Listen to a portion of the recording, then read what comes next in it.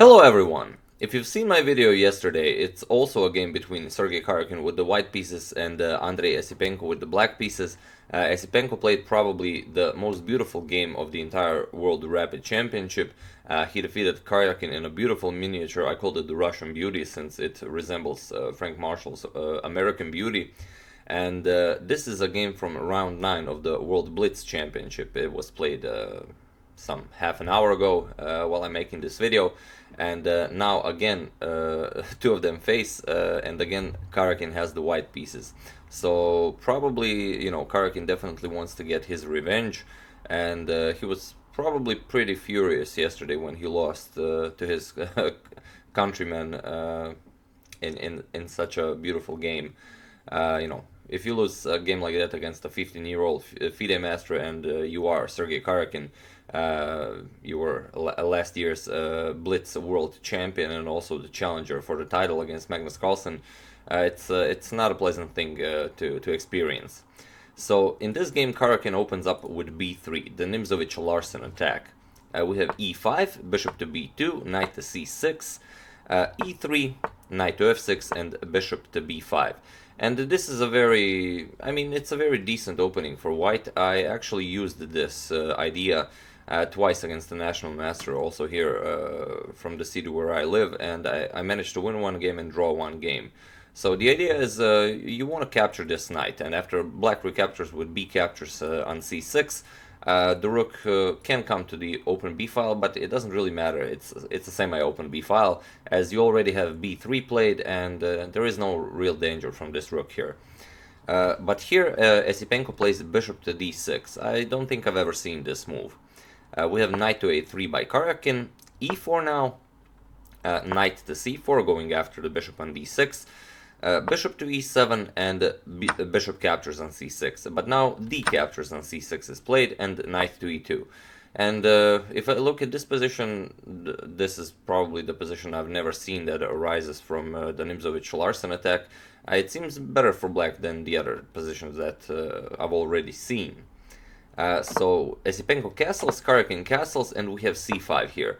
I don't really understand the idea behind c5, probably to control d4, but I don't know, probably to control d4. Knight to g3 by Karjakin, we have rook to e8 and f3 now.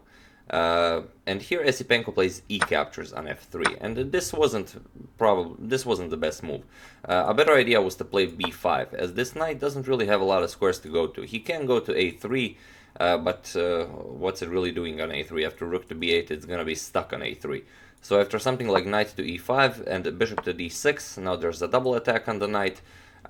You don't really have a square for this knight. You have to play something like you can go knight c6, but this doesn't really do anything after queen to d7. Probably you have to push f4, and now black keeps his pawn on e4, and you simply continue playing this game with, for example, a5 or maybe even a6. But okay, after f3, Esipenko played e captures on f3. We have queen captures on f3. And now there is this annoying battery of queen and rook that eyes that f7 pawn. So Esipenko brings the rook back to f8. And maybe it's also the reason, maybe Esipenko is a bit nervous, as he knows Karjakin is coming for revenge. e4 by Karjakin and the bishop to g4. Queen to f2, bishop goes back to e6, and Karjakin plays d3. We have knight to g4 now, attacking the queen on f2. I don't really think there is a plan here. Queen to f3 and b5 now. Knight goes to a5 and bishop to f6. That was the plan. Play knight g4, kick the queen, kick the knight to the edge of the board on a5, and exchange the dark square bishops so the knight from g4 can recapture on f6. Bishop captures, knight captures, and a4 now. We have a6 and queen to e3 now, by Karjakin attacking the c5 pawn. Knight to d7, defending it. We have knight to c6 with a tempo on the queen, and now queen comes to h4. We have knight to f5 by Karjakin attacking the queen. Bishop captures, rook captures, and rook a to e8 by Esipenko. And this is definitely the critical moment of the game. Karjakin's position is much better. And here he should probably continue the game with something like a capture some b5, a capture some b5, and maybe rook to a7, going for the c7 pawn. But in this position, Karjakin made a blunder, and it's a pretty big blunder. But neither Karjakin nor young Esipenko here actually registered that it was a blunder. Here Karjakin played rook to d5. He played this with an attack on the d7 knight. Kind of seems like it comes with a tempo, and here Esipenko played queen to g4 to defend the knight. But instead of this move, both of them obviously missed this. You have this queen to f6 move, and queen to f6 move pretty much wins the game here for Esipenko, as it comes with a double attack on the knight here, and also the rook is attacked on a1. So if you want to protect the rook, you have to move the rook. Simply queen captures knight, then you protect your own knight on d7. And if rook captures knight, queen captures the rook, this is with check. You bring the queen back, and I mean it's a winning position. Whether he would win it or not, I mean that's a different question. But yeah, this queen to f6, both Karjakin and Esipenko missed this move. So after rook to d5, Esipenko played queen to g4 to defend his knight on d7.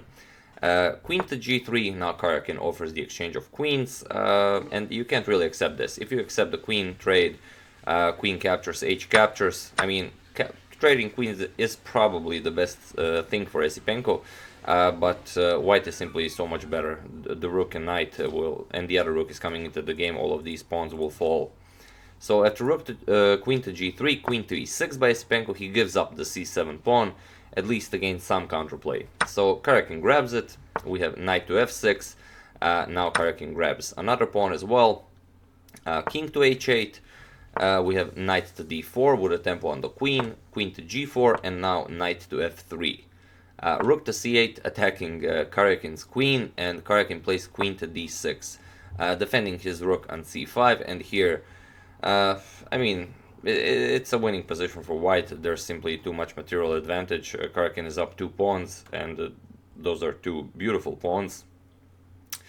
So it's hard to find a move here for black. Probably you want to play either rook f to d8 or something. You have to exchange one pair of rooks, maybe push b4 or something. But here in this position, Esipenko actually played rook captures on c5, probably with the idea Karjakin will recapture, and then he will just continue playing this game. But in this position, Karjakin actually played a much better move.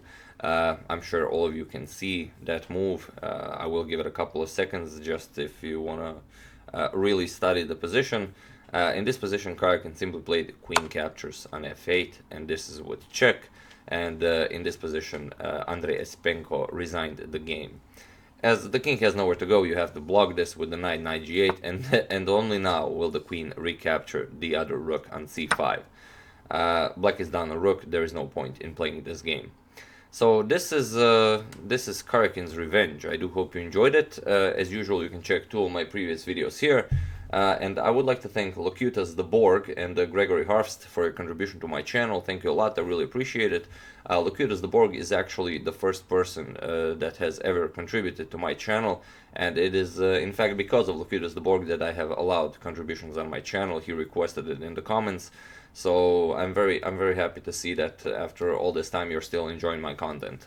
Thank you, Locutus, and thank you all for watching, and I will see you soon.